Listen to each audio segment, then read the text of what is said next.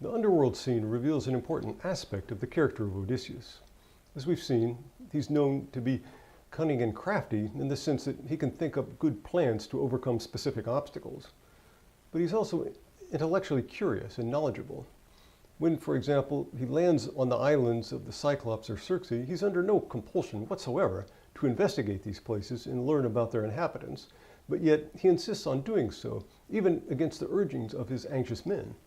These excursions, motivated simply by curiosity, put him and his men at great risk. When he discovers the cave of the Cyclops, his men urge him to steal the cheese and the goats and hasten back to their boats. But Odysseus does not listen and insists on remaining in order to see the unknown resident of the cave. This, of course, led to disastrous results, which Odysseus himself admits. Quote, "It would have been better their way." This story about the dangers of knowledge can be seen as similar to the Tower of Babel motif from Genesis. Further, Odysseus has no knowledge of how to construct a raft, but he learns this and is able to save himself thereby. The trip to the underworld is also about the search for knowledge. This was the same motif that we saw in the Epic of Gilgamesh. Both Gilgamesh and Odysseus are renowned heroes on a quest. This means that they must undertake great journeys in order to achieve their ends. Of course, Odysseus wants above all to return home, but in order to do so, he needs the knowledge that only Tiresias can provide.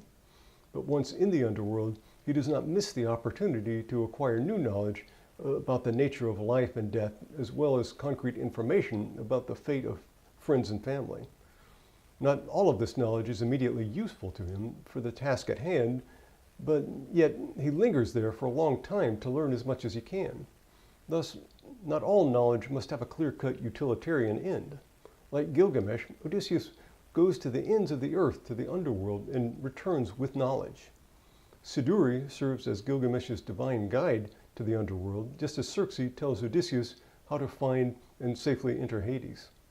The Greek story seems in a sense more optimistic than the Mesopotamian one, in that Odysseus uses the knowledge that he has gained in order to return home. By contrast, Gilgamesh, despite all that he has learned, has still not managed to overcome death.